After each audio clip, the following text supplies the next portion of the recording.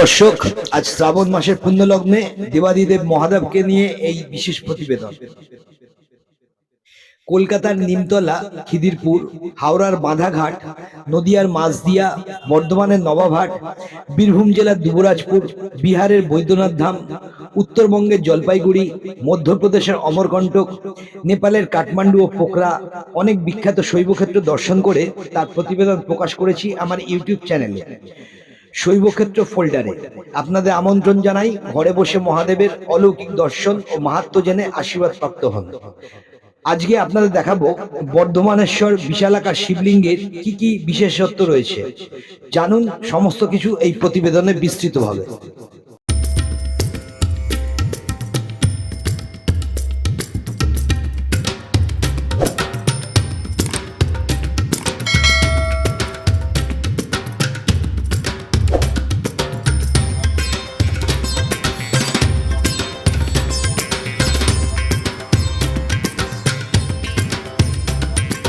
বর্ধমানের আলমগঞ্জে মোটা শিবের প্রাচীনত্বের কথা শুনলে অবাক হতেই হয়।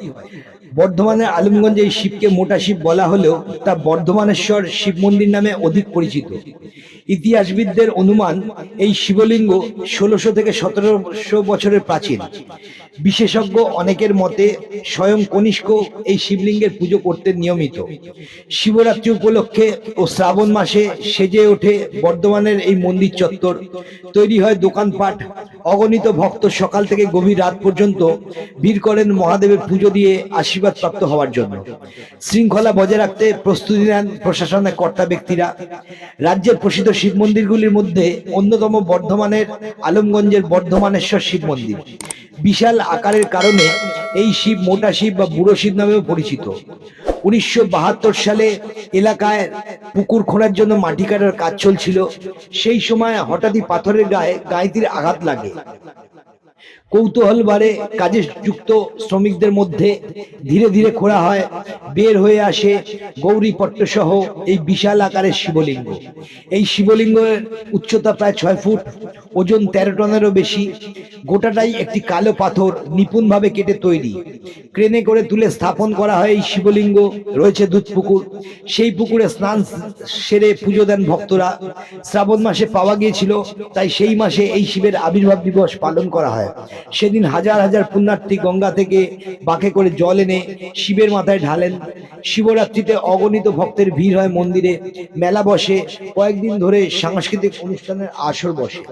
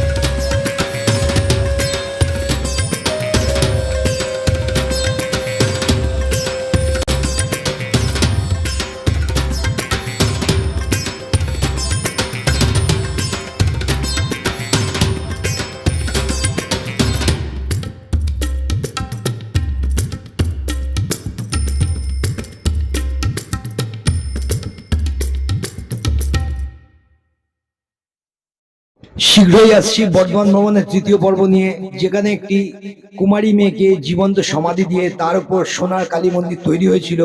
সোনার কালী মন্দিরের সম্পূর্ণ ইতিহাস জানার জন্য আমাদের সঙ্গে থাকুন, দেখতে থাকুন। ঈশ্বরের অনুগ্রহে সবাই ভালো থাকুন, সুস্থ থাকুন। ধন্যবাদ সম্পূর্ণ প্রতিবেদন দেখার জন্য। আপনাদের ভালো লাগলে কমেন্ট সেকশনে অবশ্যই জানান এবং আত্মীয় বন্ধু সবাইকে দেখার সুযোগ করে দিয়ে এই মাতৃমহিমা প্রচারের সুযোগ করে দিন। ধন্যবাদ।